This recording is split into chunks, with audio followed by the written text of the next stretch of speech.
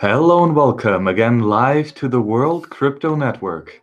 My name is Max Hillebrand, and today we're joined on the new show Read Rothbard and Use Bitcoin by the one and only Jimmy Song. Jimmy, how are you?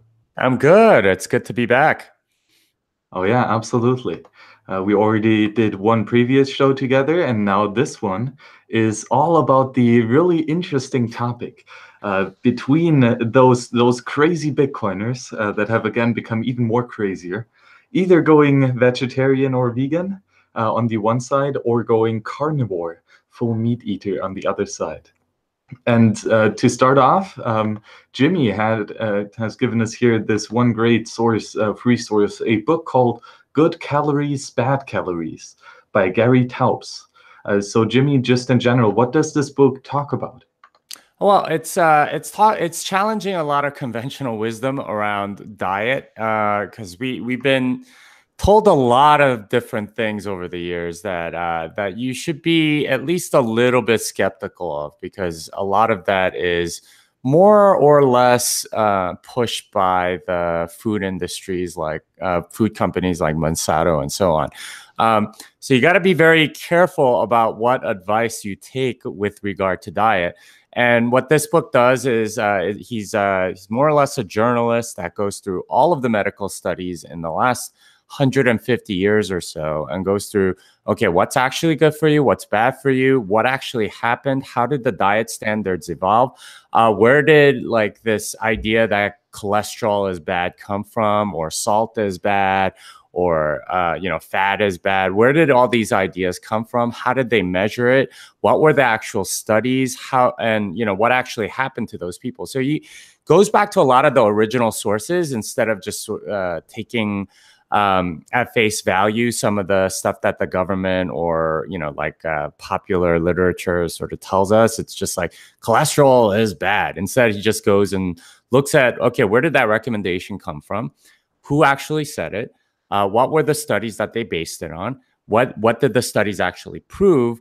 How did they control for everything, and so on? And it's a fascinating book. And oh my goodness, it just opened my eyes to a lot of different things and just common sense in a lot of ways. So love to talk about it.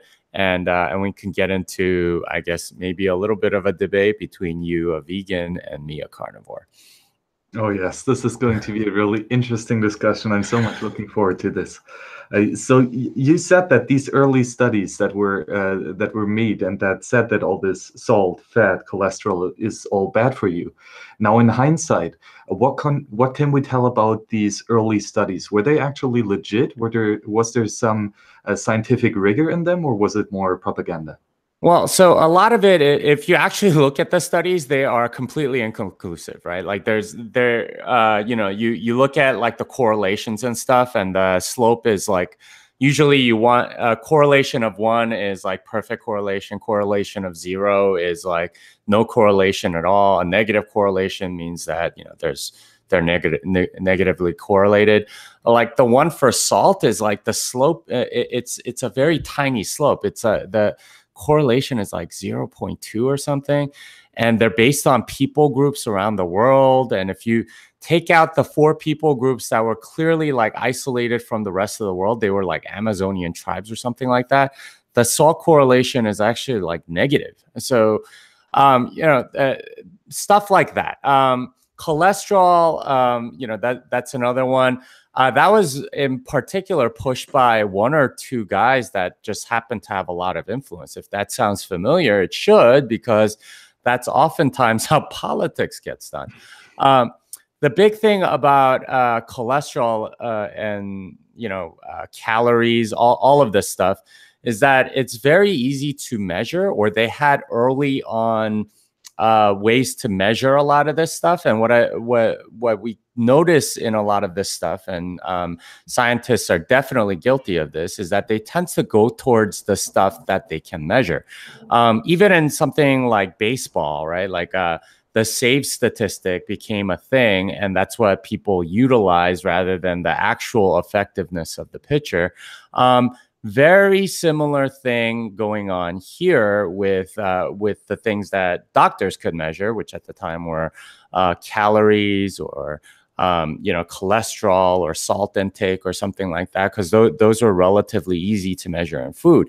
But you actually look at it, and these studies actually have very little correlation, if at all. And they had to oftentimes cherry pick data in a lot of these things.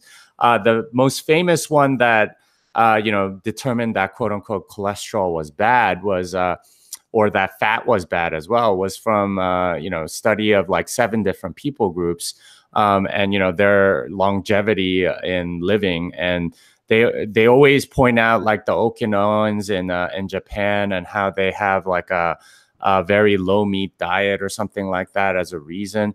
But people don't realize like they cherry pick those 7 people groups, and they actually had like 27 in the study. And if you look at all of them, it's very different. So little things like that, you can if you go back to the original sources, you start going, what the hell is going on? And if that sounds familiar, it should, because that's exactly what's happened with money, and what people have been telling us about hard money versus soft, easy money, and how, the government needs to set the interest rate, and how there needs to be a central bank and all this other stuff. We've been lied to about a lot of stuff, including our diet, in large part because, the corporations want to keep making a profit, overfeeding us essentially. And we could talk about like all the different things going on. There's another book that I would like highly recommend, which is by Dr. Jason Fung, the Obesity Code and the Complete Guide to Fasting. Just absolutely wonderful books talking about, the different, like he's an endocrinologist from Canada that treats type 2 diabetes.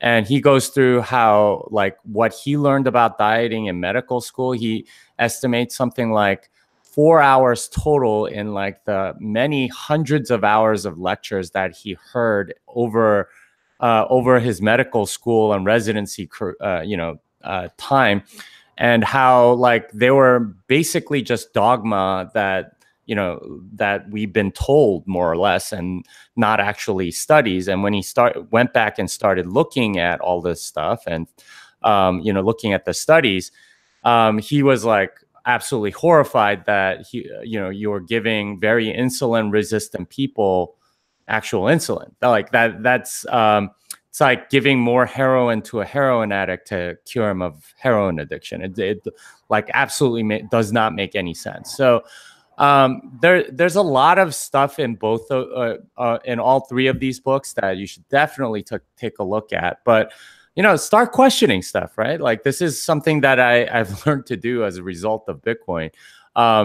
It's like there's a lot of stuff that they've been lying to us about, and a lot of the conventional wisdom out there is optimized to get you to consume and keep the people in power rich and powerful. Whereas if you dig in even just a little bit, you start finding out, okay, maybe we shouldn't trust all of these people. Maybe they don't have my best interests in mind. So, these are some of the things I've been learning, and based on a lot of that, I've come to the conclusion that carnivory is actually very healthy for you, and that in many ways it's cutting out pretty much everything else that leads you to carnivory, not necessarily a love of meat. Well, really interesting. You bring up that there are many companies who are making immense profits of this, as you said, overfeeding us, mesting us, so to say. How do you think are the incentives misaligned? How is the game theory wrong or leading towards a worse outcome in this specific scenario of the eating economy? Yeah, I mean, it's fairly clear that if they feed you more, or if you buy more food, that these companies make more money, and that is, I mean, that's undisputable. If Cheerios gets sold more, then Kellogg brands makes more money, and so on. Or is it General Mills? I think they're General Mills. Whatever. Like, these companies make more money the more food that they sell to you. Now, what kind of food would they want to sell you? Now, if they sold you lots of meat and steak, or even like fresh vegetables like broccoli or potatoes even, or something like that, what would happen? Well, your body, after a certain amount of food, would send also all these signals to your brain saying, you know what, you're full. You don't need to eat anymore, and you wouldn't be able to eat anymore. No matter how much you think you can eat, try eating a lot of potatoes. You cannot eat the number of calories in potatoes that you can in donuts. Now, why is that? Well, it turns out that there are different pathways, and this is one of the main things in good calories, bad calories, is that calories are not equal. Calories are actually like a weird, like, they were easily measurable a long time ago, and they come from physics, right? It's this idea that certain foods have a certain amount of energy, and it was a very convenient way to measure how much, energy you might be able to get out by swallowing some of this stuff. But of course, our biology is very much more nuanced than that. There's no calorie receptor inside your body. Instead, what you have are different pathways for different foods. So your body processes a steak very differently than a donut. And in particular, when you intake sugar or donuts or something like that, just refined flour, these foods largely have not existed until about 300 or 400 years ago. A lot of sugar, and like, the sugar intake has gone up massively in the last few hundred years, in large part because it's kind of addictive. But in addition to that, one of the things about sugar and refined flour and all this other stuff is that it gets absorbed in the body very, very quickly. And there are no signals to your brain telling you that you've eaten enough, in large part because we're not adapted to it, right? Like, it's a very new food from a historical standpoint, and we don't know how to process sugar. This is why you can overeat donuts very, very easily, but you can't overeat potatoes or steak that easily. Like, try eating a lot of steak. It's extremely difficult to overeat steak. You can, but the same amount in calories you can easily eat. And the thing is, your body absorbs it really, really fast and gives you like this high and everything else. And in order to process all those calories, it ends up having to increase the amount of insulin. And in fact, your body can't use a lot of that energy, so it stores it as fat. But, with respect to, something like steak, it uses a different pathway and uses different hormones. So your insulin level goes up a little bit, not nearly as much as, something with sugar.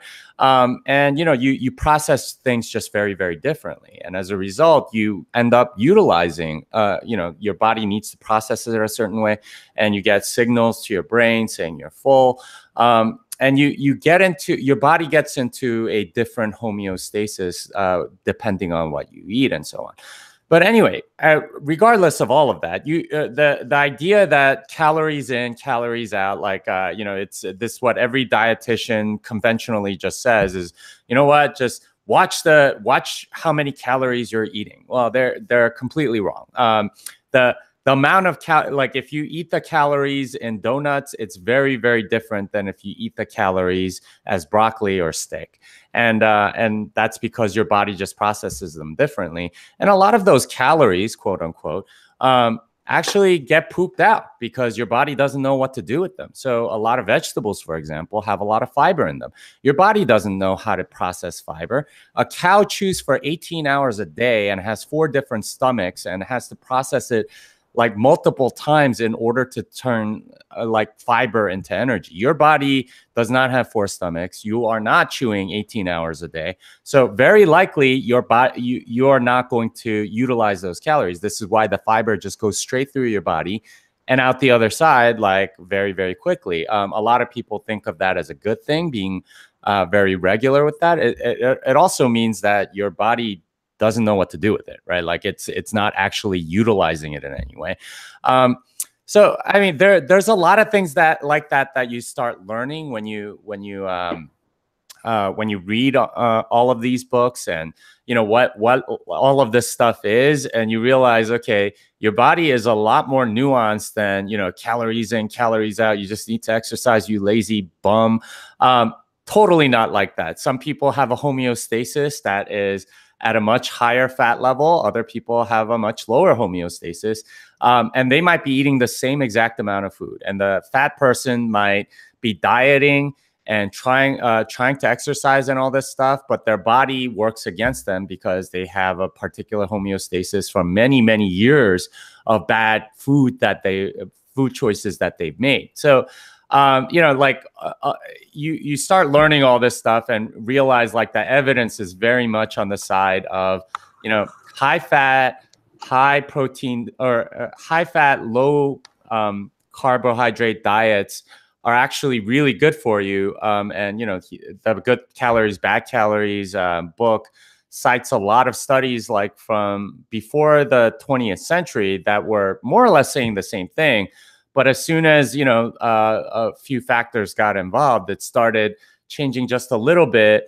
There were so many interesting things about that book, like President Eisenhower, right? He actually went through a heart attack and he completely changed his diet. He stopped eating eggs. He stopped eating bacon. These are all the things that the doctors told him to do. And his cholesterol level was at 180 when he started, right after the heart attack, and it kept going up. So he's like, what the hell's going on? And eventually, it was way over 200. And his doctor just started lying to him because Eisenhower would just get so upset because he would be exercising a lot. He would be eating all the foods that the doctors told him, but his cholesterol kept going up. So yeah, be a little bit more skeptical of what's been told to you by people about dieting, because frankly, a lot of them don't know as much as you might think. And if you go back to the original studies, you find out, a lot of this stuff is just not quite as, solid or as certain as people make it out to be. And in fact, it might be the exact opposite of what they're saying, because there are corporate interests that want to overfeed you. And it's a lot easier to overfeed you on sugar than it is meat. So, I mean, that's a large part of what's going on here. Oh yeah, I do really agree that there's a lot of corporate incentive and a lot of big money in here. And the interesting part is that it, of course, was or is being financed by the Fiat system. So, for example, the German huge conglomerate Bayer, which is a pharmacy company, bought Monsanto in this huge, several multi-million dollar deal. And, this was financed all by newly printed money. None of that money had to be pretty much worked for any hard. They just printed it out of nothing, added a couple of zeros on their Excel sheets. And this, of course, leads to massive centralization and all these degrading cultural effects that start kicking in with this loose monetary policy, with this shortening of the time horizon, with the increasing of time preference. It leads to this state where the people are craving instant satisfaction, and they cannot postpone their satisfaction into the uncertain future. They need to have the satisfaction now. And of course, this can be perfectly done so with a highly addictive substance such as sugar, which, of course, if you take this in, you have the biggest amount of instant satisfaction that you can have, right? It's this instant rush. It's this instant sugar high. Yeah, I mean, I think sugar is as addictive as a lot of these substances the government bans, which is ironic, of course. As long as you have them in your back pocket, I guess you can feed people and whatever. But sugar is really, really addictive. There's a reason why, a lot of people can't stop. And we have to start treating it kind of like an addiction instead of, oh, you lazy bum, you just need to go exercise a few more. The thing is, the easiest way to get out of sugar addiction is to quit and to not eat, period. Fasting is a really easy way to get into, or the fastest way to get into ketosis and largely stay there if you do intermittent fasting after that and so on. But What's interesting about what you said is that this is indeed all sort of put on by the easy money policies, and this is something I said in my talk in Chicago, which is that easy money spurs lots of rent-seeking behavior, and in large part, these food companies are kind of rent-seeking, right? Like they're having the government tell people that cereal is heart healthy or something like that, whatever that means, and getting them to eat more cereal in the morning, despite the fact that like if you dig a little deeper, you realize like all those carbs and the lactose and all that stuff, it ends up increasing your triglycerides, which is a much better indicator than cholesterol, which this supposedly lowers. And it's horrible. They're more or less making saying black is white and getting away with it. But a lot of this stuff is due to the fact that when you have easy money policies, a lot of people have a very high time preference, like you said, in part because they don't really have a long-term purpose. And this was something that I talked about in Chicago, which is that, when you are rent-seeking, you really are not contributing anything to society. You are more or less stealing from everybody else by getting to spend the money first or getting access to the newly printed money or whatever. And you are a rent seeker. And I believe like a very large percentage of the workforce today are rent seekers. Now, if you are a rent seeker, deep down in your soul, you know that you're a rent seeker, no matter how much you want to pretend that you're not, right? You can fool everyone else, but you're not going to fool yourself.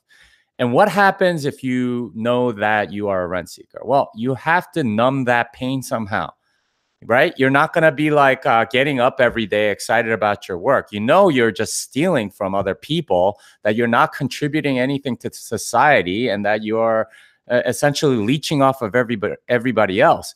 That's not a good place to be in, right? Like we have epidemic levels of depression for that reason. So what are you going to do about it? Well, most people, they turn to things in order to numb that pain, right? Numb the fact that they are kind of worthless to society and that they aren't contributing anything and that they're not fulfilling their potential. So what do? Well, they get addicted to stuff.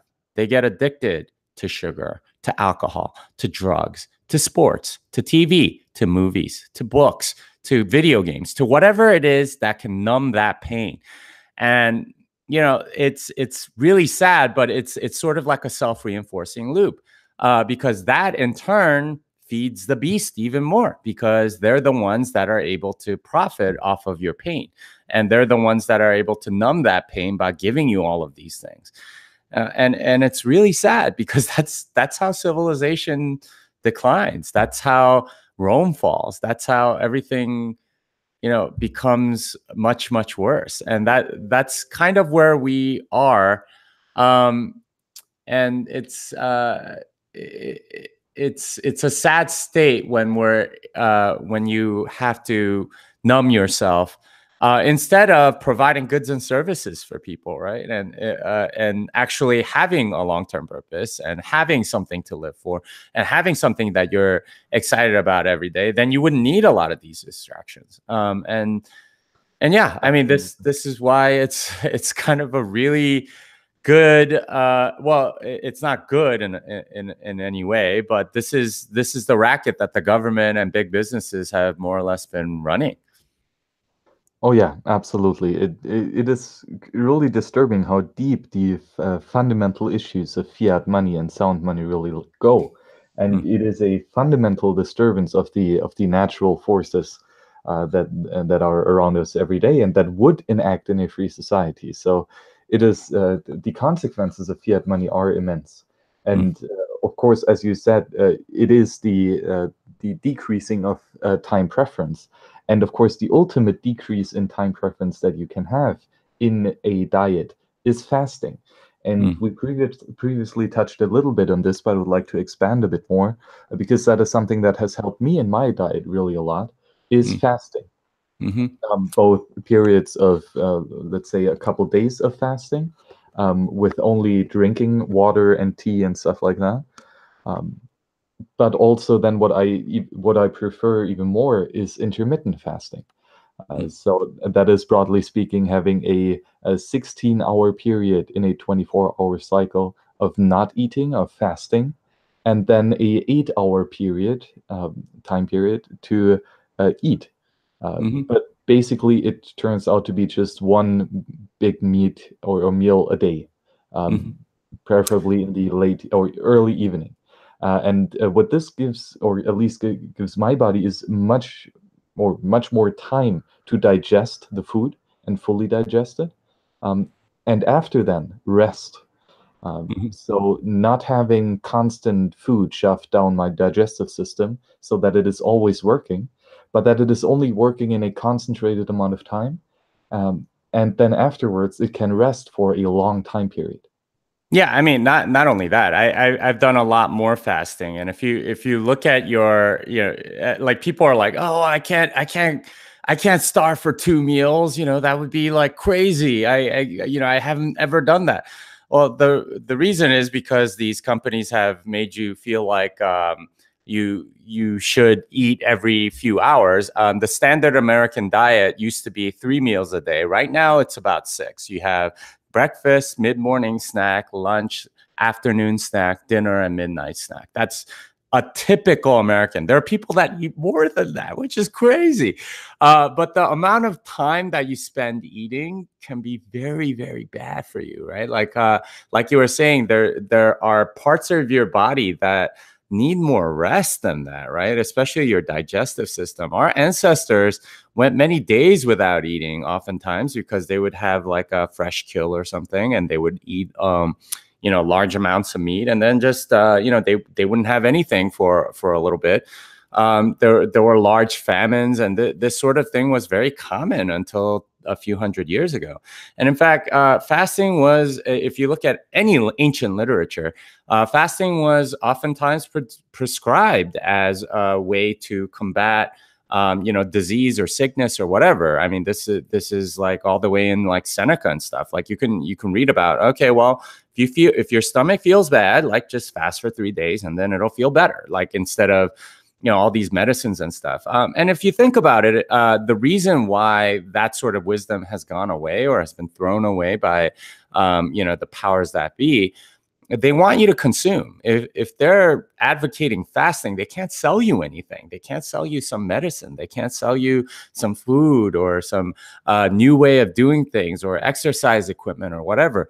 I believe the fastest way to weight loss is probably fasting. Yet almost every weight loss program does not have that much fasting as a part of their program. It's almost always eat our food and not this other food. It's almost it's so crazy that's how everything is marketed, in large part because they need to sell you stuff. They need to make money instead of telling you, all right, don't eat for 7 days and you will lose about 20 pounds. You will gain about 7 or 8 of it back because, it's water weight that you lost. But that's a homeostasis that your body can find stable. But I mean, that's absolutely true. And you can go look on YouTube, look at different people that have fasted for like 14 days, 28 days. There are people that have fasted even longer. I mean, and they document what happens to them, and you can see their before, their after. Instead of the recidivism rate that you see in almost every weight loss program, which is something like 99.7%, they don't have reunions of The Biggest Loser for that reason. Almost all of them gain back their weight because they're not treating the cause, they're treating the symptom. And it's tons of stuff there that you need to be much more careful about when you're actually doing the fasting. But there's a lot of wisdom there that's been more or less thrown out by the authorities because it doesn't make them money or it doesn't help them control people. Instead, it helps people control themselves. So they, of course, don't want you to do it. So a lot of this stuff with fasting, I would totally encourage you guys to at least give it a shot. I'm going to tell you right now that the first 2 or 3 days are the suckiest. But after that, from days 3 through 7 or so, 7 is the longest that I've done. you know, I actually feel great. You have a lot of ketones flowing through your body. You think more sharply, and this makes sense, right? Like when your ancestors were starving for 3 days, if they couldn't function, they would have just been weeded out of the gene pool. But instead, you know, you get a little sharper, and you know, you have more motivation to do stuff. I mean, and it's kind of like a superpower for me. If I fast for 3 days, I immediately want to get all this crap done that I've been meaning to do, but haven't had a chance to do, or have been too lazy to do, or whatever, because I have that extra something in my body that gets me to do it. And long-term intermittent fasters also have that same thing happen to them, which is that, you know what, I feel like crap if I don't actually do something before I go to sleep, in part because their bodies are sort of conditioned to live on these ketones, which had that effect on your brain. So, you know, I mean, all of this is to say, there's no scientific study on that. That's just like my personal experience and the experience of a lot of other people, at least anecdotally, that have gone through fasting. But you know, it's a very good thing. A lot of doctors like poo-poo that because they're still under the, you know, the conventional wisdom, which again, most of them don't know very much about diet because they've only had 4 hours of lectures in like, you know, 8 years of medical school and residency or something like that. But, you know, you look at the actual studies, fasting is extremely effective for a lot of different things. So that if you haven't tried it, I would totally encourage you to try and see how it affects you. I've issued challenges to multiple people where I'm like, you know what? You think you're going to like absolutely be starving by like the next day, like that you can't do a 24-hour fast. I bet you could do 7. And they're like, all right, let me try it. And then they go and do 7 days. And they're like, you know what? I feel fantastic at the end of 7 days. And part of that is because we tend to project linearly and we think, okay, after 2 hours after eating, I am this hungry. So 7 days after eating, and that's not how it works. Hunger pangs are, you know, come and go. And, you know, they last a certain amount of time. There are techniques to reduce them by drinking water or bone broth or something like that. But, you know, it's not what you think, right? Like, don't project out your pain linearly. That's, like I said, after the first few days, it's actually a lot easier. And that's actually when your body goes and burns off all the fat that you've been storing for a while. Most people in the world, most men in the world have around 15+% of body fat. You can go all the way down to 6 before, you know, any protein is lost. And you can do the math, however much you weigh times however much, you know, what percentage fat. That's a lot of fat that you can utilize, and that's what gets used up first. Women, it's even better. It's you know, it's like 20% plus. So again, you could do the math. If you weigh 200 pounds and you're 20% body fat, you have 40 pounds of fat that you can burn off, and that will and then you know you'll lose some water on top of that. So I mean, 40 pounds is a lot of energy, right? Like that you can burn off and utilize for also those turn into ketones, which in turn like run your body. You can run on that for like a, you know, good month or so at least. So I mean, you could do the math. It's not that hard, guys. Yeah, and figure that out. And I do agree with the point that the energy that you get from fasting is really immense. On a several day long fast, you really feel like you can, you know, pull out mountains. It's crazy, and it's perfectly nice for a high a high amount of let's say brain work, not necessarily physical work, because if you really do a lot of physical work and labor, you shouldn't really be on a fasting diet. You know, you might need that additional energy. Well, you'd be surprised actually. I like on a 7-day fast, I've like done powerlifting on like days 4 and 6. You have energy, and our bodies are adapted for that, like, or our evolutionary history or whatever you want to call it. Like our ancestors like killed like a large animal like after 7 days of not eating. That was completely normal. And if you look at like history and like famines and like find like a lot of these agricultural civilizations, especially, you don't get a harvest until a certain time in the month, and if you ran out of food, you just wouldn't eat for 2 weeks, and then you have to go and do all this work to go and make that food, right? Like, and they did it, right? It wasn't it wasn't like they couldn't do it. I mean, maybe it was kind of difficult, but your body's a lot more anti-fragile than you think.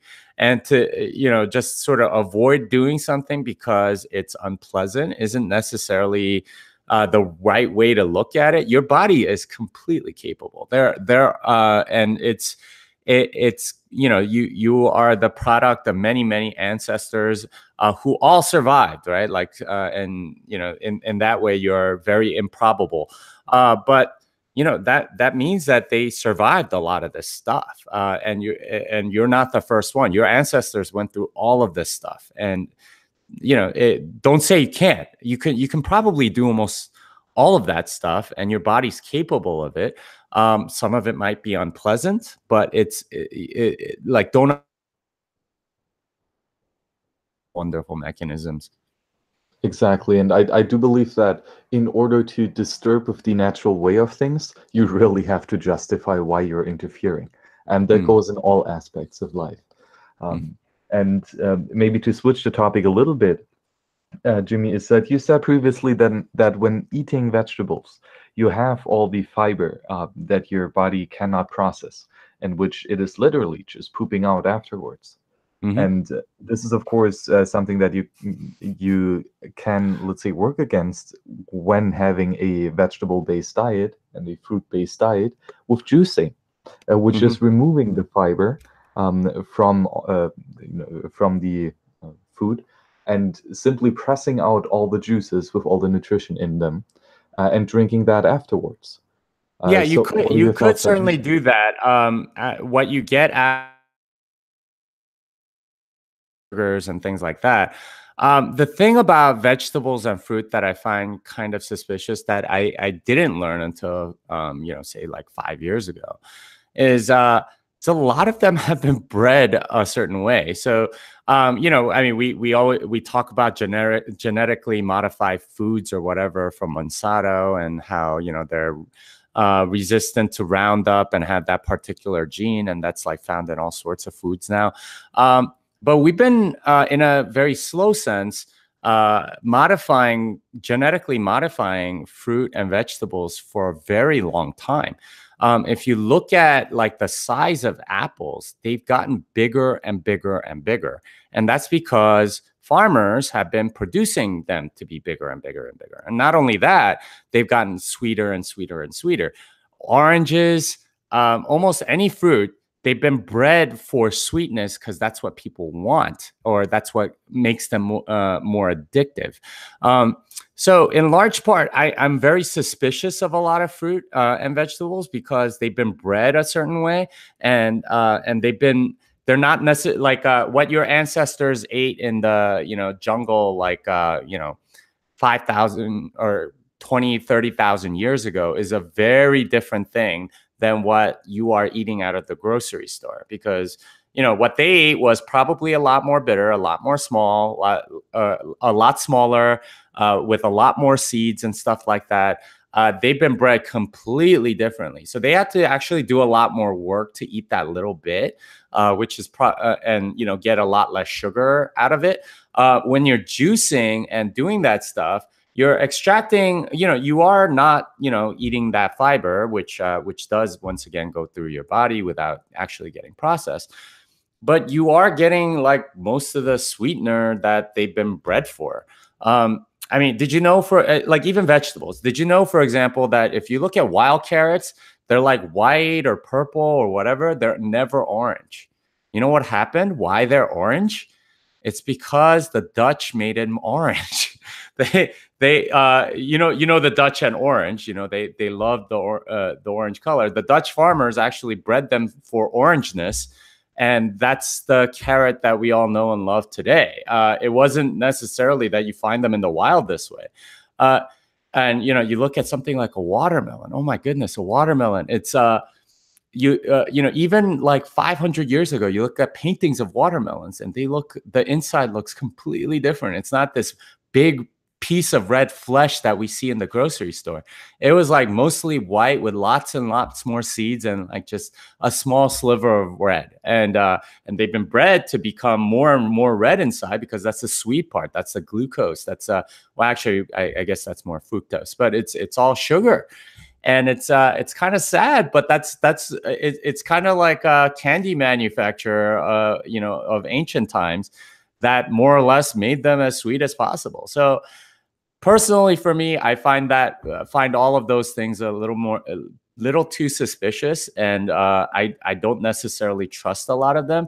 I like if you're breeding for orangeness or sweetness, you might be it might not be the healthiest thing for you, right? Like if you know, like somebody's putting in food coloring to make it more make a food item look more attractive, you might want to wonder if it's the best thing for you. So, you know, they've done that in a genetic way over many generations. But yeah, I mean, again, carnivory isn't necessarily about a love of meat. It's the elimination of almost everything else that's where you end up with carnivory. That's at least been my experience.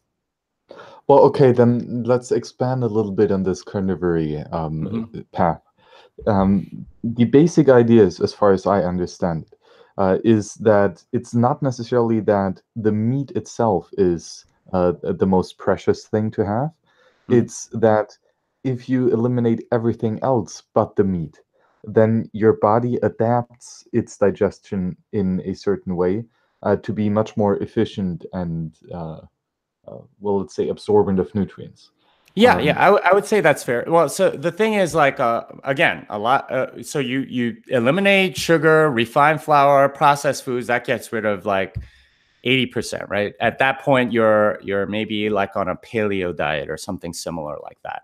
And then you start eliminating like fruits and things that you know, aren't really like that natural. They've been bred by farmers a certain way and stuff like that over generations. And you eliminate those, what are you left with? Well, you're left with like milk, cheese, eggs, meat. That's more or less the carnivory diet. So, and when you eat that stuff and you do it for a while, you realize, okay, I'm pooping a lot less. I'm farting a lot less. What's going on? Part of it is a lot of fiber causes you to fart. That's why, you know, cows fart like more methane than anything. I think their greenhouse emissions are like comparable to like cars or something like that. But you know, like they fart a lot because that's the chemical reaction that like greens have with your stomach or whatever. But you know, meat gets absorbed really well, and animal fat in particular tends to be very nutrient dense, and you get a lot of the benefits out of it. So for me, you know, and for a lot of carnivores that have experimented with this diet, it's like, well, my body likes all of what I'm eating. The fact that it's not passing through is actually a good thing. A lot of people complain about it because they're used to like pooping once at least every day or two or something like that. But you know, I mean, from a body standpoint, if your body's absorbing all of it, it's not all bad. So in fact, I would say that's actually a very good sign. So yeah, it's you know, that's how I would view it, and that's the logic that I have coming into this stuff. And like I said, I used to be vegetarian. I was pescatarian. I've tried a lot of different diets. There was like a 2-month period where I even went on the raw diet. That was quite interesting way back when. The conclusion that I've come to after studying all this stuff and trying different things, what's worked for me is carnivory. And it's not necessarily a love of steak, although I do enjoy steak quite a bit now. It is the elimination of everything else, and the big guiding principle.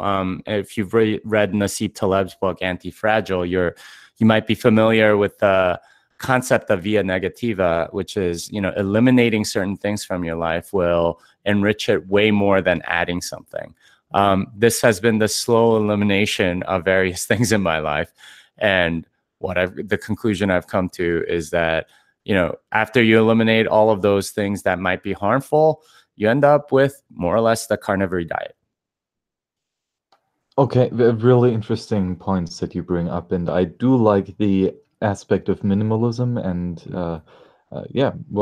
building up the anti-fragility of your own body, which of course is anti-fragile per definition, per being nature. And what I'm wondering though is, when eliminating anything else but meat out of your diet, are you not missing vital components or nutritious parts in your diet, because you have eliminated everything and you only constrain your input to meat? Well, so the Inuit had like a 90-something% meat intake, and they do just fine, right? Like soon as you introduce other foods like sugar and stuff, they start getting heart attacks and all sorts of diseases, and they die earlier and all this other stuff. Evidence seems to be that agriculture only came into human civilization maybe 100,000 years ago, but humans have existed much longer than that. And for most of that time, like, we were eating animals. I mean, just from a effort to calorie ratio, like, you're gonna get a lot more calories just killing one giant animal per person, per capita, than you are going to get gathering berries or something. That's something that people did when they were starving. But when there were big animals around or whatever, that's what they did. So our bodies are actually more adaptive for that sort of thing. And you can tell because we have one stomach, right? Not four stomachs. We don't need to chew all day and stuff like that. Our teeth, just our biology seems to indicate that we're much more adaptive for eating meat than we are, chewing on grass all day or whatever it is. Now, like, if it's like an actual, like stuff that our ancestors ate, then that might be more suitable for me. But like I said, most, like, even the organic, cherries or whatever, they've all more or less been bred for a very sugar, to be kind of addictive and not necessarily healthy. Just because they've, it would nature and people were picking it. It's completely another when they've been farmed a certain way. And again, these are people that want you to consume their product, not necessarily have the best, your best interest in mind. They just kind of want, and the higher the sugar content, the more you're going to overeat it and so on. So, yeah, I mean, that's probably what happened to all those farmers, right? Like that were breeding, sweeter and sweeter oranges and sweeter apples or whatever. They just they went towards where the market was. Those people are not exactly, I mean, they're not like the paragons of virtue either. Like, they were the Monsantos of their day. So I don't know if you can necessarily trust a lot of the stuff that's in the store, and you kind of have to, be a little more skeptical, I think, of the nutrient. Like, hey, here's this rare, nutrient that proves that you need broccoli or something like that. Well, I don't know. You have to think about what they're telling you, whether or not, studies are reproducible, or, like, if they're actually telling you the truth. 90% of the time they're lying, or they just want to publish something to be famous or whatever. So go with what works. I mean, like, people have noticed this, right? Like, a lot of people are on gluten-free diets because they they've diagnosed that there are allergies to gluten that cause all sorts of health problems. There's probably a lot more than just gluten that we're allergic to, and that they cause some sort of other problems that we don't really know about. That's in a lot of this stuff that's been bred not for health but for addictiveness. So I'm very skeptical in that regard. Okay, really interesting points that you bring up, and you just now said repeatedly that the food that is given to you or sold to you in the major food grocery stores is of well, lesser quality, and I would agree with that, and I do think that you should be very skeptical when getting your oranges from Walmart. Because this will not be a food product that is grown with love and with care. But then on the other hand, you can go either the way of purchasing, as you mentioned, organic, or even more. I grew up in a little town in Bavaria where we had several farmers pretty much right next door, and we only purchased so-called Demeter food, which is a special kind and really well, conscious way of growing your food and your animals. So you can have such a organic way of growing your food, or doing it yourself. Yeah, I mean, you can, but like again, like the seeds that you're getting, they're from a genetic line that's been corrupted for hundreds of years. They weren't bred for health, right? They were bred for taste or for sugar content or whatever. They were bred a certain way. You're not gonna take out their genetic, imprint, just by growing them a certain way. You're not gonna make something that's super sugary suddenly less sugary just because you grow it with more care. I mean, again, like the farmer, your particular farmer might have your best interests in mind, but did all of the farmers before him that were actually breeding this stuff have your best interests in mind?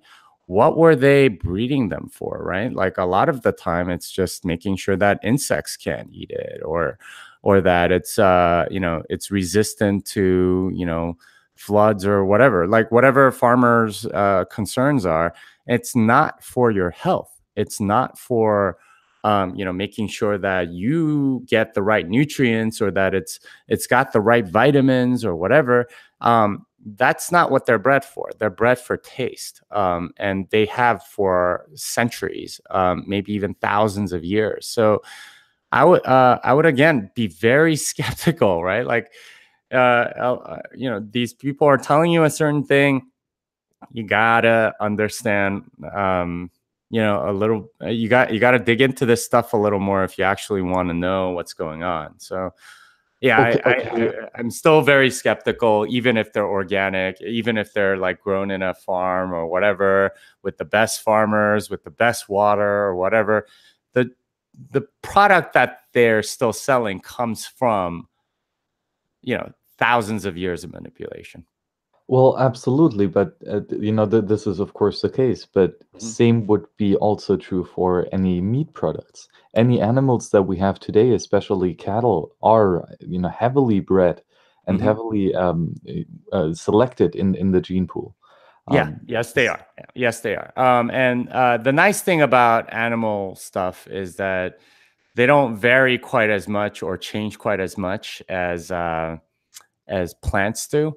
And the generations it takes them to change something, they generally, it just takes longer. So, yeah, I mean, you could make that same argument, and I think there's some truth to that, definitely. But at the same time, like you can still get grass. The difference between two cows versus the difference between like a wild bison or something like that, right? Like something that was like in the wild before versus like a domesticated cow. The difference between those two things is much less than, say, like a wild crabapple or something versus like what you see in the grocery store, like a particular flavor of apple that's like 10 times the size, has, you know, maybe 100 times the fleshy meat in that apple, has, you know, the same number of seeds somehow, and you know, has a shiny gleam. You know, like the difference between those two is way more than you would find between, you know, like bison meat and normal beef. So I would say that, you know, from that's, if that's the argument you're going to make, you're still going to want to go with meat. Okay, interesting points. Then to elaborate maybe further, is it only that you eat steak? Is it only that you eat now beef? Or are you differing with various types of meat? So also pork and maybe deer or even fish. Yeah, so I think this goes back to kind of what you were saying. Like the quality of meat actually matters quite a bit, and how you select that meat and all that stuff depends on what part of the world you live in. In the U.S., I think the quality of chicken tends to be very low, just because they are. I mean, they don't grow up with very good conditions, right? Like at least cows, for the most part, for most of its life until about the last 100 days, just you know, they just graze on a pasture. Almost every cow. Last 100 days, they oftentimes are grain fed and force fed a lot, so that they have more meat or whatever. Unless you get the grass fed ones, in which case the last 100 days they continue on the grass stuff. But with chickens, from day one, they pretty much are fed in a very you know, inhumane conditions and all that stuff. And you get the quality of meat that as the same as how you treat the animal. So it tends to be not that great. So a lot of carnivores don't like chicken because it's not, you know, it's not good quality meat. A lot of but you know, like lamb can be okay, but it tends to be expensive in the US. But in other parts of the world, chicken and lamb might be very good, right? Because they treat the animal a little bit differently. So you know, like this is where, you know, if you're eating lamb, oftentimes you know, lambs are selected for, you know, how sturdy they are, or how hardy they are, and you know, like the coat of wool that they produce and stuff. So they tend to have better meat, for example, on that score. So, you know, depending on what part of the world you live in and stuff like that, you might eat different stuff. I'm not opposed to eating, you know, particular kinds of meat or whatever. It's just you want the highest quality that you can find. That's closest to sort of, you know, natural state of that animal, if you would. Really interesting, because I do live really close to the Alps in southern Germany, and of course there are many cows grazing on the Alps itself, and they do have quite a different life than I would say 90% of all the other cattle that is being held in you know, pretty much in captivity, you might say. Well, so it's hard to keep a lot of, like, you can't just feed a cow like well, at least through the early part of its life. They really only fatten over the last 100 days of its life, and that's to get them up to like a certain size, so you can get nice bigger cuts of beef. But you know, you can't really do that to a cow because it won't develop, and the muscles and stuff, it's just like physically impossible. For the most part, most cows do graze like just for most of its life. It's just the last 100 days that, you know, it's force fed grain and so on for particular types of beef. But particular other types of beef, they're, you know, I mean, it depends. It's very hard to do that to cows. And I used to think this back when I was a vegetarian, which was that, you know, the same amount of land that like a cow grazes, you can, and like if you figure out the number of calories that you can get out of that cow, it ends up being like 6 times more calories that you can get out of by utilizing the land differently. So 2 things that I've realized about the fallaciousness of that argument is, First, the calories aren't the same. You're going to get a lot more nutrients out of the cow versus the fiber-rich things that you might be able to grow there. And second, a lot of the land that the cows graze, you really can't grow anything else, and that's why they graze them. You can try to grow other stuff, but the cost of irrigation and all this other stuff to make the land arable for other types of food is way more costly. So that's why they don't do it. And so I think that like idea that you can actually feed a lot more hungry people was flawed in my thinking, at least back then. And that's something that I've learned as I've studied this more. Okay, yes, the aspect of being, let's say, the most bang for your buck, the most nutrition in the least amount of cost or amount of natural resources that had to be put into production here. But so theoretically, because a cow does eat, especially if it is given a lot of soy products, you have to count in all the, let's say, production steps for these feeding products that are given to cows as well.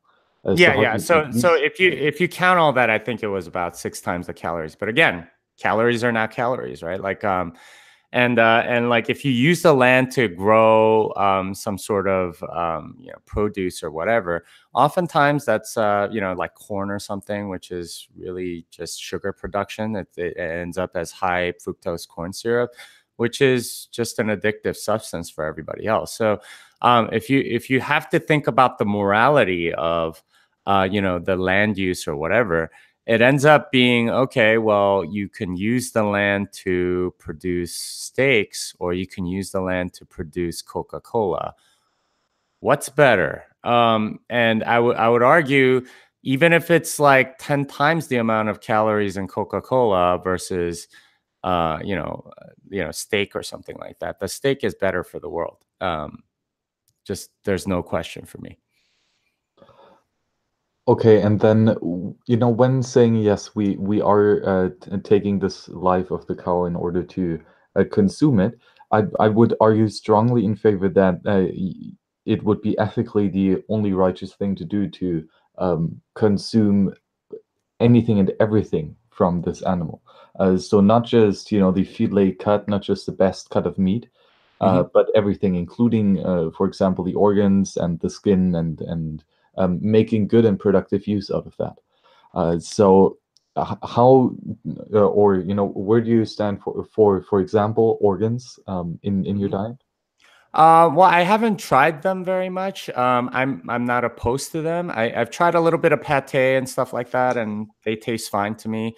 And from what I understand, like when you have predators in the wild and they hunt down a gazelle or something like that, the first thing that they eat are the organ meats because that's the most nutritious and that's what they crave.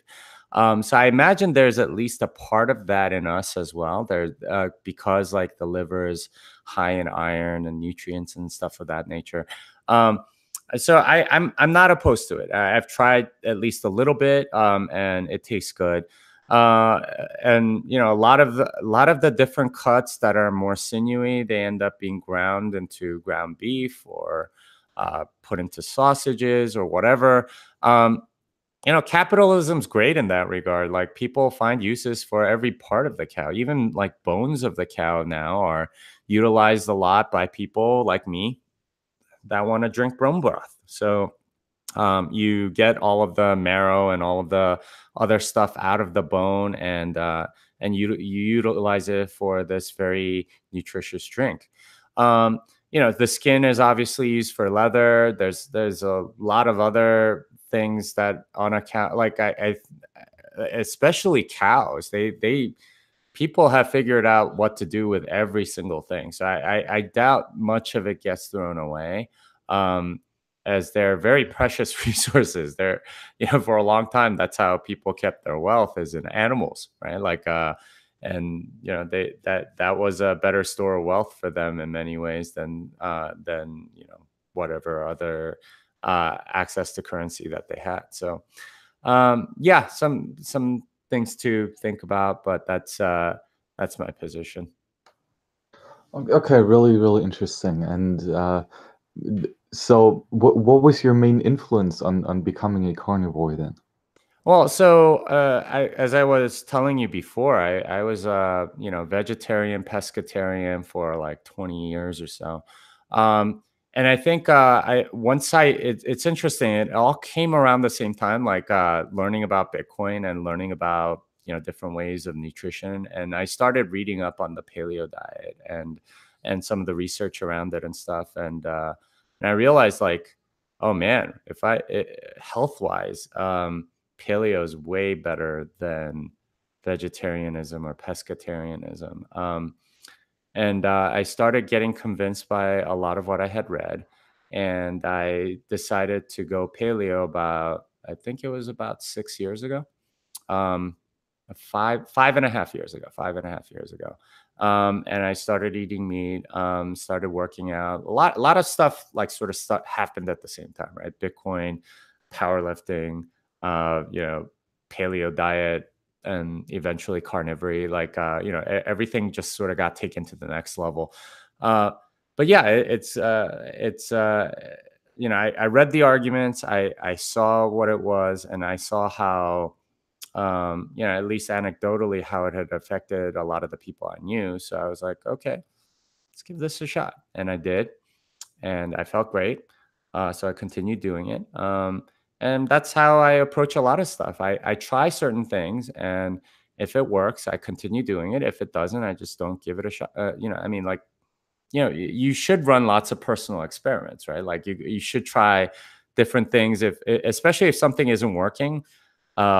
Try something else, and then if it doesn't work, then try something else again, right? Like that's how you improve. But like for a lot of people, I guess maybe that's not a that particular thing in diet is not a priority.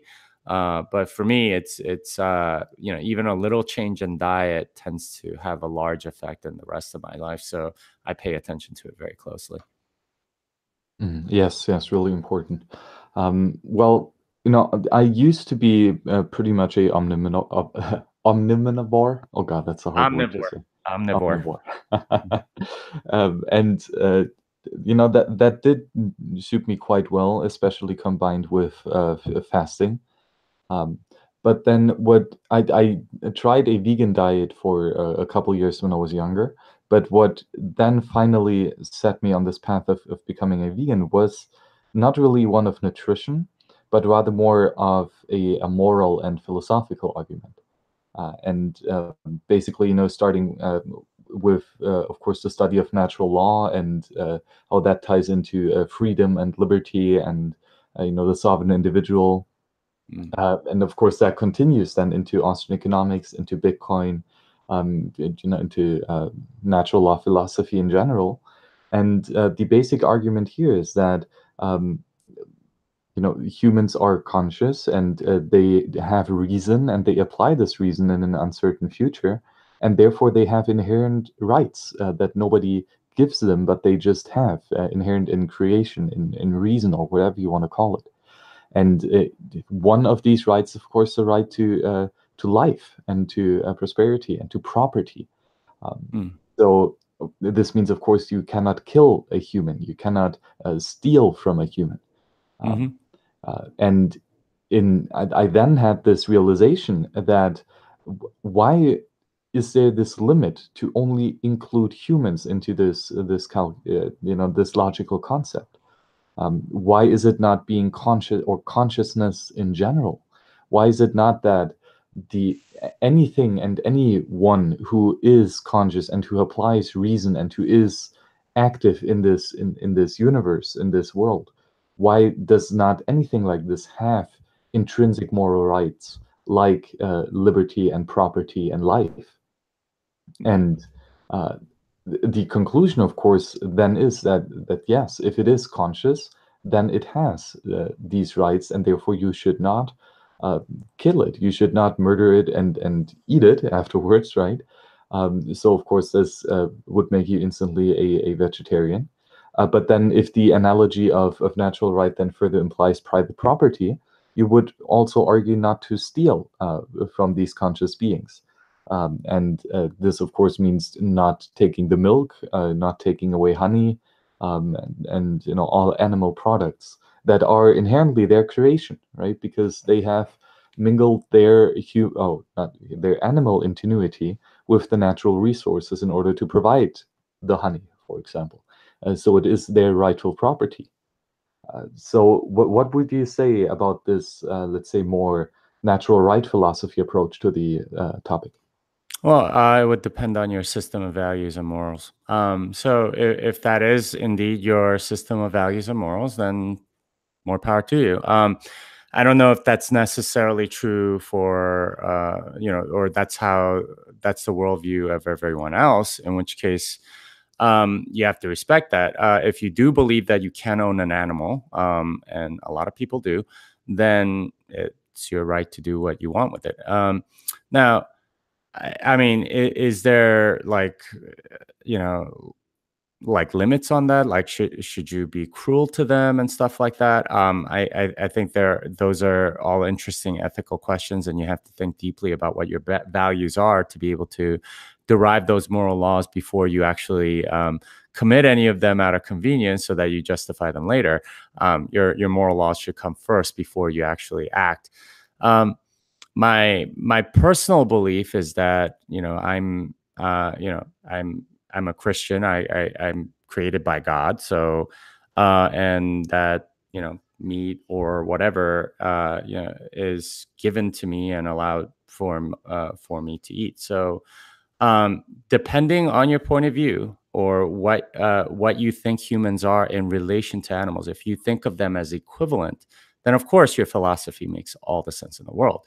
But if you believe that humans are different than animals and that they occupy maybe a higher dimension or higher existence or something like that, then eating them makes sense, or at least is allowed. Now, I mean, there are other religions, particularly Buddhism and Hinduism and others that forbid eating a lot of these animals because they either think of them as equal or as a higher being. So Hinduism, for example, treats cows as a god or a higher level of existence than, say, humans are. In which case, you definitely can't eat them. But again, you have to have some moral value system that says, okay, I can save this cow or I can save this human. What's my justification for saving the human instead of the cow, or vice versa? If you think that a human life and a cow life are the same, then of course you would be justified in being vegan or vegetarian or whatever. But if you have some hierarchy, then there's room for actually eating meat. And I certainly am of the mind that humans have more value than cows. And cows more so than rats, and rats more so than bacteria, and bacteria more so than viruses or whatever. And again, like, where do you stop, right? Like this is a moral value system. Like, equivalence is very difficult. Very few things in life are equal, or it's very hard to treat anything equally. So this is not like fundamental to our nature anyway. So, I don't know. I wouldn't, I don't necessarily subscribe to your philosophy, but I certainly understand it. Interesting points that you bring up, and I do agree that there is, of course, there are different levels of, let's say, the expression of consciousness. That yes, a plant is definitely less consciously active in this dimension, in this realm, that we can perceive it. And this is, of course, also the case with rats and then cows and so on. But then the question is, does it really matter? Because yes, we humans are currently on top of this, let's say, consciousness chain. We are the most evolved and apparently the one who can allocate the reason aspect the most thoroughly and efficiently. But then what would theoretically happen if a, let's say, alien come to this world who is in the same hierarchy as we are, quote unquote, superior to plants?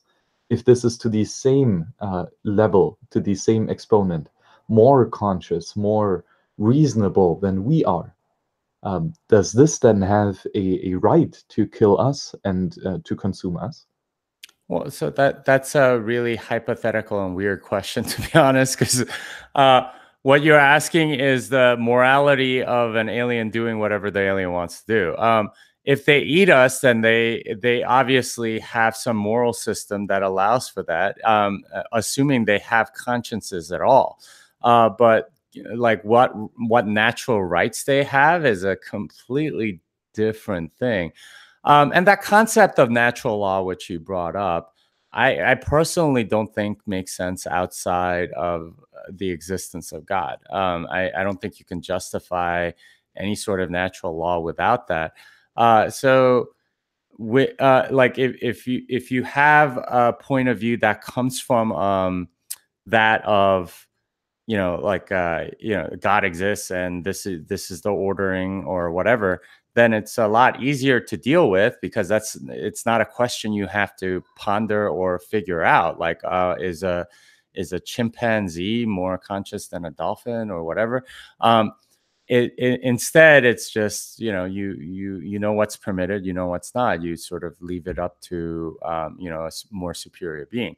But if you come from more a rationalist background, yeah, I never got the idea of how you can come up with a morality just based on facts anyway. You can't go from is to odd in philosophy.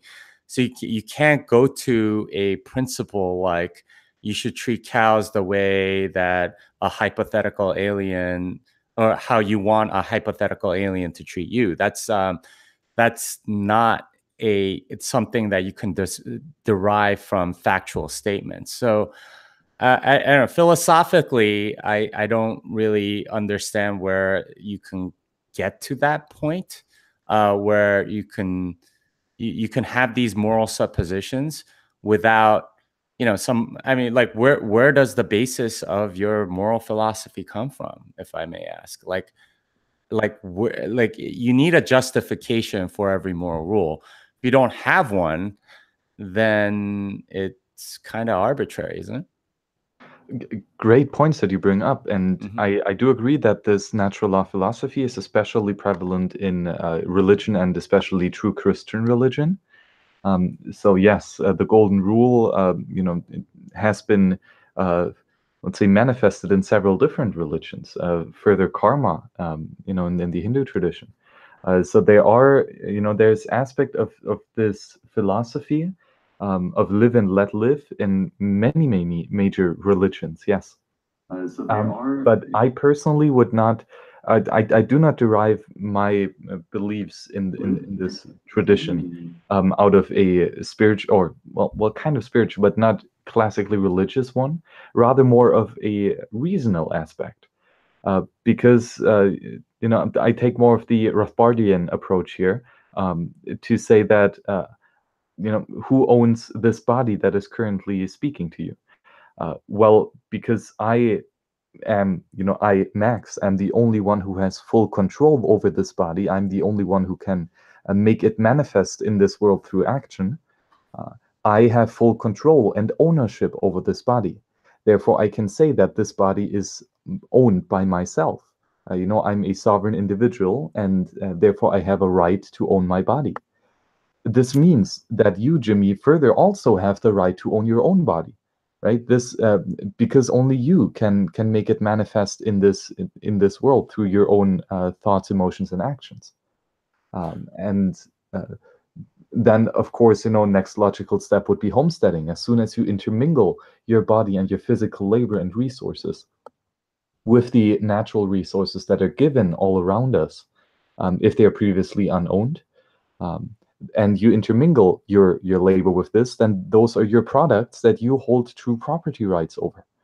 This is something that is inherently yours and that is not given to you by anyone, but because Okay, you all right. have But intermingled it. being able to control something and making moral judgments about whether or not somebody is violating that are two different things. So I can control my right arm. Is a factual statement. Somebody should not touch me without permission is a moral statement.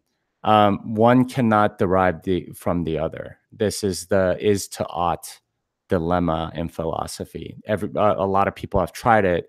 You can't get from is to ought. It's just impossible. You need some moral axiom, and maybe yours is, everyone.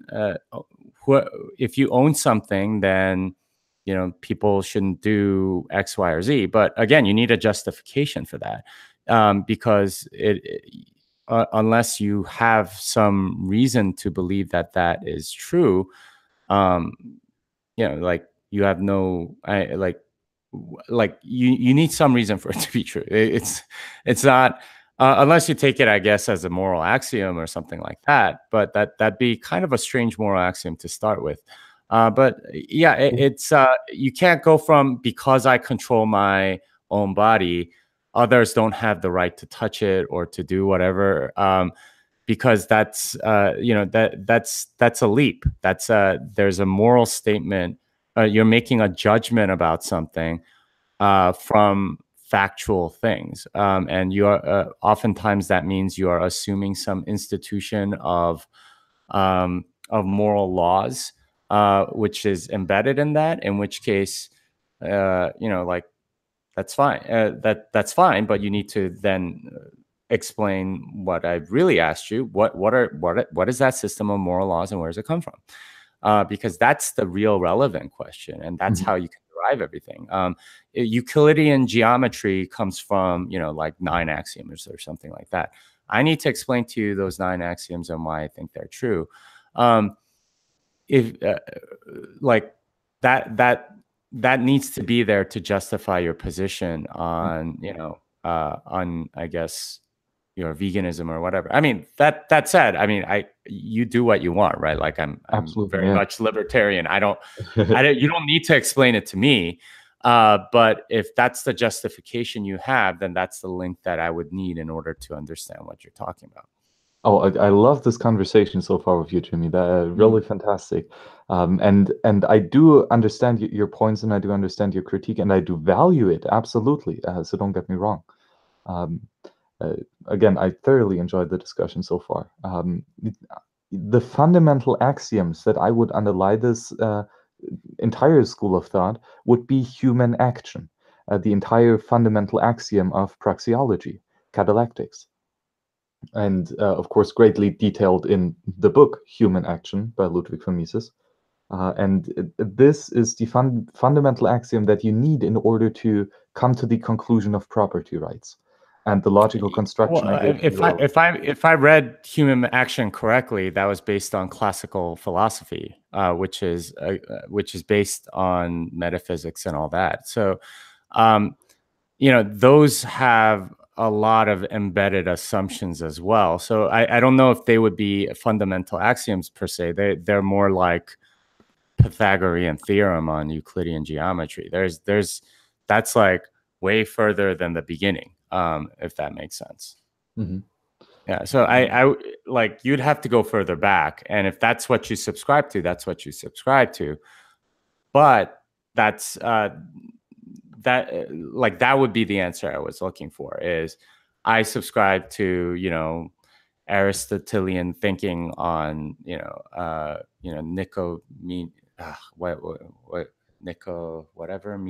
ethics or whatever, going through all of that.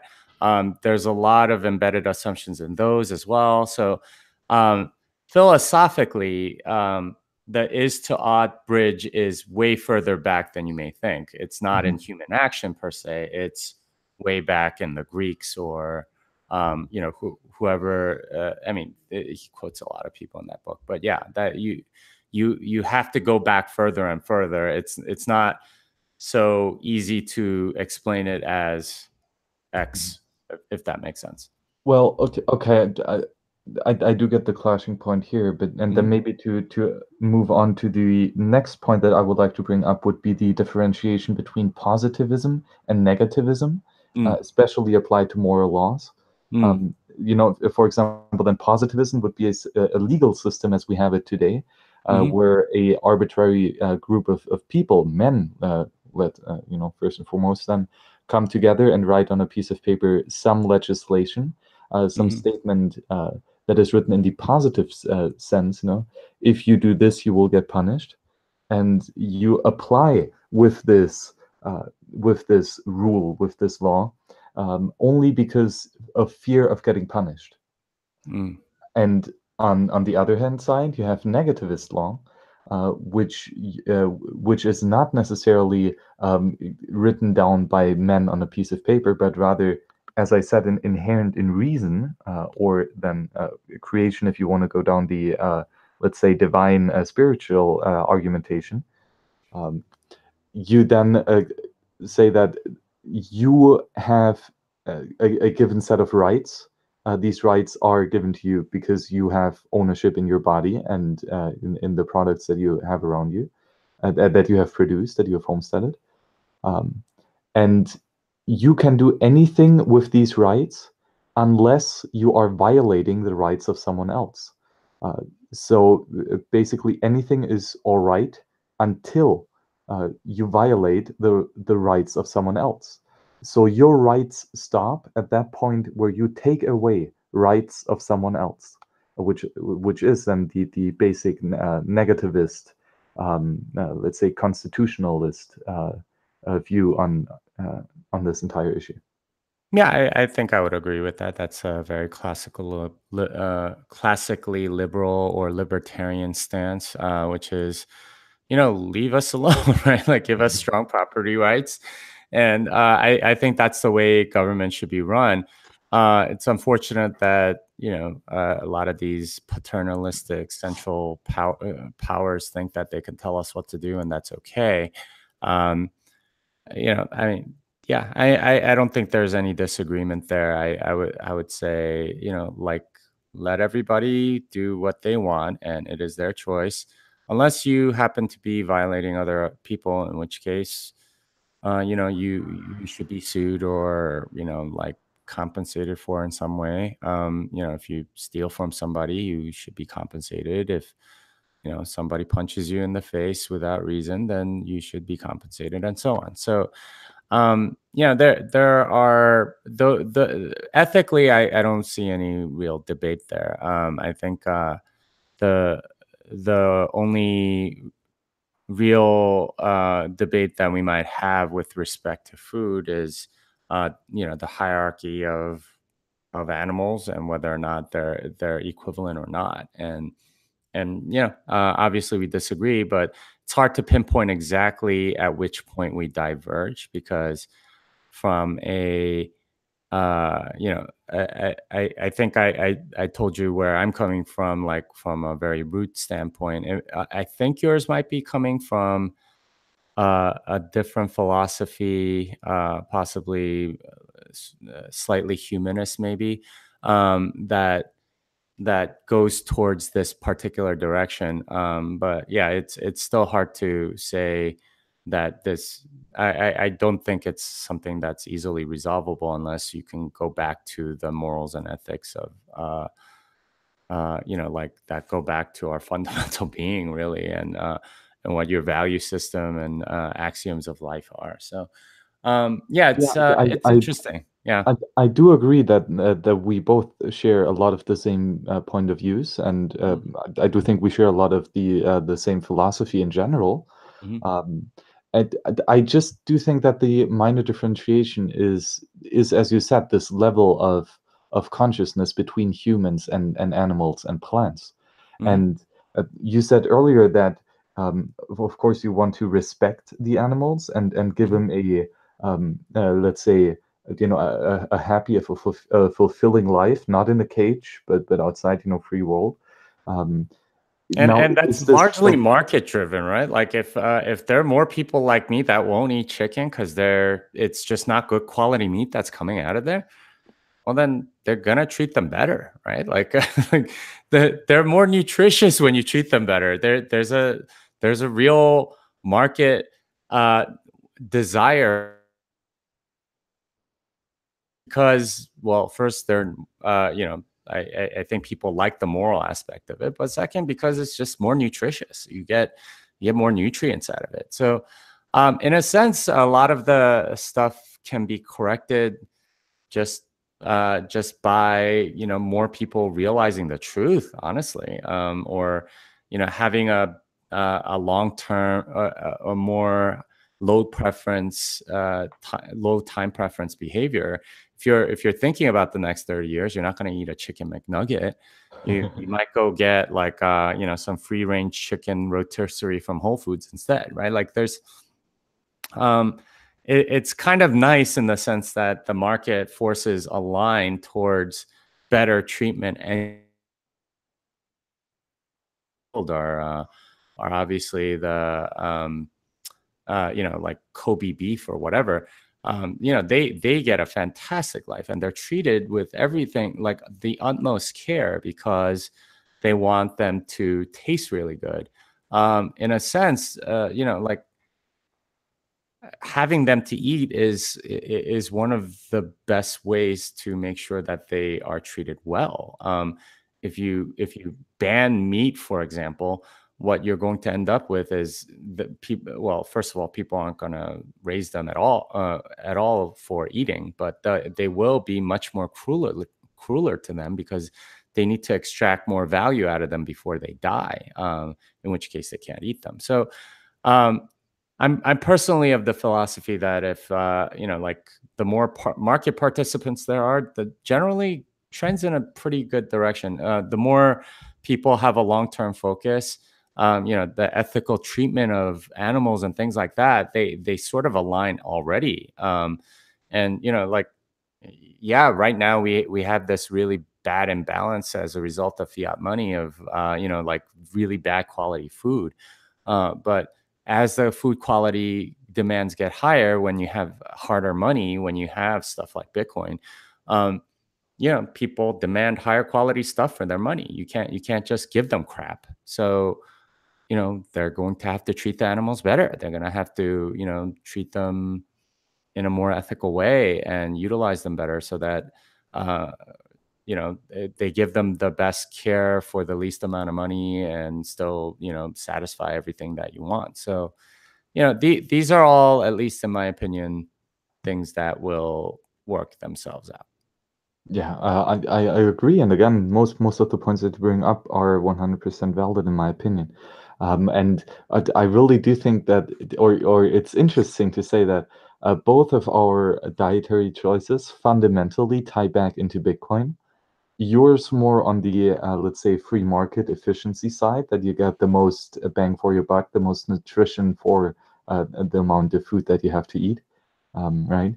And my argument comes more from, let's say, the moral, natural law side of things, to say, well, no, let's just first not kill each other and first not hurt each other, and let's first be sovereign individuals, peers on the network, nodes on the network. And each be more anarchistic in this way, sovereign over ourselves. Well, so if you are thinking that, and that network, but then they're either property or like nodes on the network, and it gets kind of problematic if you count them as nodes on the network, right? Like actual full rights as somebody that is human. And that gets like philosophically, morally, legally, everything gets very, very complex, and there's no real workable way, at least that I've seen, where you can give a cow full rights, like they can have property and they can do whatever they want, largely because they don't have the same intelligence that human beings do. So I don't know. I have some issues with that particular philosophy, because if you do equate cows to humans, then a lot of stuff breaks down. And I do know where you're coming from, but in order to be completely consistent with that viewpoint, there's a lot of other things that you would have to do. I agree, of course. Yeah, the cows do not show as much reason as we humans do. But for example, what you do see is birds, picking up resources that are just abundant in nature and homesteading them, and building a nest out of it. So they are taking free resources that are abundant all around them, mingle them with their labor, and produce something that they use then in further consumption later on. Yeah, I mean, I agree with all of that, but like once you give that bird property rights, well, what happens if the bird is violating your property rights? Do you have the right to kick it out? Like there are eagles that will nest on the top of a building. There are cows that will just wander into your field. Like, what happens, right? Like there's all sort, and like, do cows own property? Do they own land because they happen to have grazed it before we got there?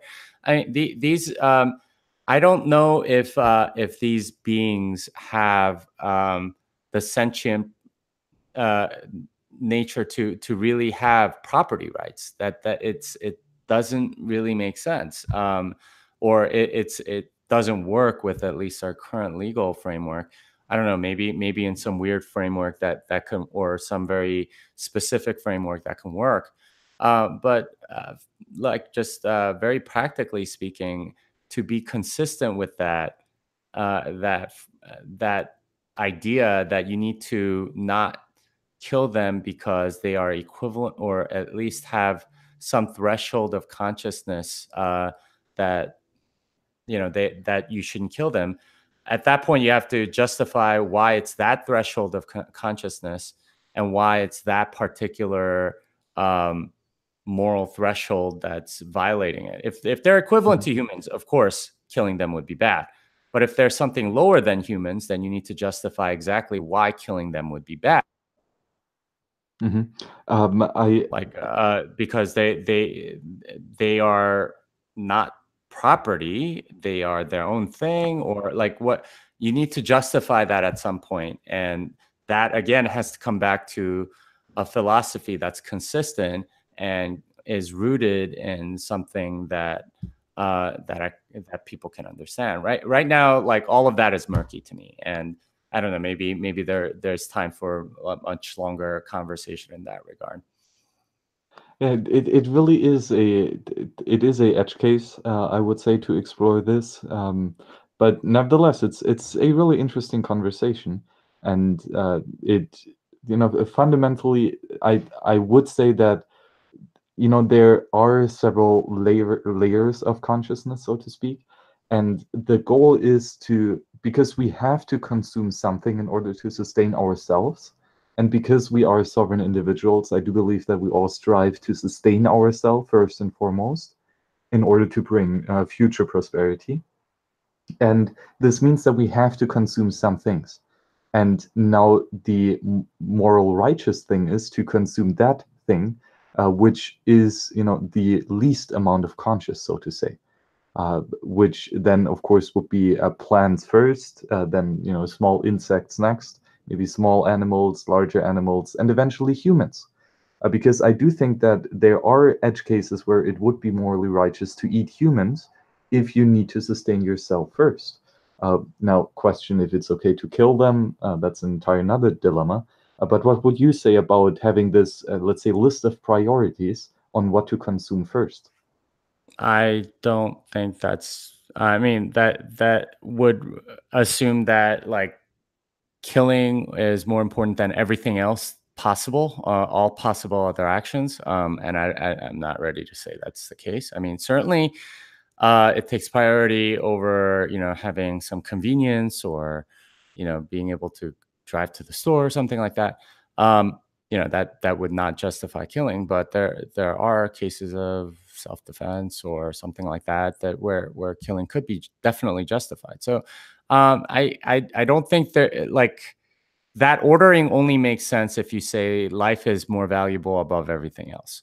And that's not a moral imperative that I think I can support or say is at the very top of the hierarchy. That's I think most people would agree with that. So yeah, I mean, like again, if you think of cows as somewhat lower than humans, incapable of property rights, which I certainly don't think they're capable of property rights, you seem to think, at least in some conscious way, they have rights over their own body or something like that. Then at that point, you would have to still justify why it's why that is. And like what it means for a farmer to have property rights over a cow, but not its actual body or labor. Like people own cows, okay? Well, then do they own? And you don't have the rights over its flesh, you don't have rights over its milk or whatever. Then what is it? Like what do they actually own?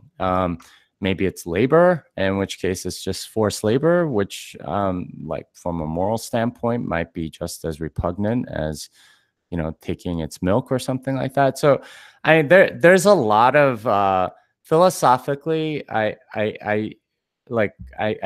don't understand that position. Even when I was a vegetarian, I did it mostly for health reasons, and I don't really subscribe to that, or really. Maybe you can enlighten me some other time. I think it's been like an hour and 40 minutes. I think I'm gonna have to go pretty soon. Sorry. All good, all good. No, well, Jimmy, it was a fantastic discussion, really enlightening, and nice to hear your views on all the subject. And again, I do understand all your points. I don't think that we have a major disagreement here. It's interesting how we, with somewhat different but mostly similar point of views, still come together on this Schilling point, which is, well, liberty and Bitcoin. So that is always fantastic. So Jimmy, any last words, and where can the people find you? I mean, I'm on Twitter, Jimmy Song. Medium, Jimmy Song. GitHub, Jimmy Song. I mean, this is a much more philosophical discussion than I usually do. I talk about Bitcoin mostly, especially the technical aspects of it, not necessarily, why I chose carnivory or why I cut out sugar or whatever. Although I've been doing more videos like that lately, but yeah, it's when you start getting into Bitcoin and realize that you've been lied to a lot, start realizing, okay, maybe they've been lying to me about some other stuff. Maybe they've been trying to control me more than I thought. And I'm convinced that almost everything is optimized so that that the powers that be get more control over you. So in large part, they denigrate almost any sort of ancient wisdom because that stuff has survived, and that's preventing them from being able to control you. And they tend conventional wisdom that's completely against wisdom of the ancients. So I tend to trust the older stuff more. There's a Nasib Taleb concept. If it's lasted a really long time, there's a very good reason. It's standed the test of time. Almost everything new has not. So trust the older stuff more, given any particular thing. And that's been more my philosophy on this. And if you go back, like really ancient, carnivory tends to be one of those things. Hard money tends to be one of those things. And that's where I'm coming from. I don't necessarily want you to agree with me or even really look into it unless you happen to be interested. It's just something that's worked for me. I don't pretend to know anything other than what I've experienced. So anyway, hope that.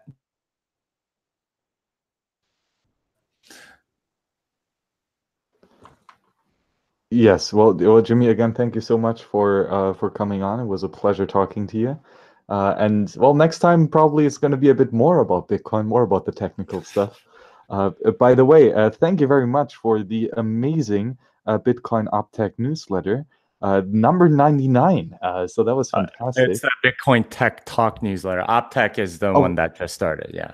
oh, sorry. Well, OpTech is also amazing. But the Bitcoin Tech Talk number 99, so number 100, next issue, that is going to be amazing.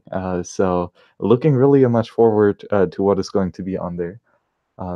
And Jimmy, again, thank you for coming on. It's been a pleasure talking to you about the differences and similarities behind Bitcoin Carnivory, which is the latest rage, or maybe not so late. Maybe it is quite a old tradition. And of course, the Bitcoin vegans, and where some differences might be, where some similarities might be. But overall, the realization that it doesn't really matter too much. Because we are all in it for the same fight here, fighting towards a freedom with a sound money and Bitcoin. So it's amazing to have such open-minded and well-educated fellows here, striving along my side. That is fantastic. Jimmy, again, thank you very much, and see you on the next show. Bye-bye. Bye.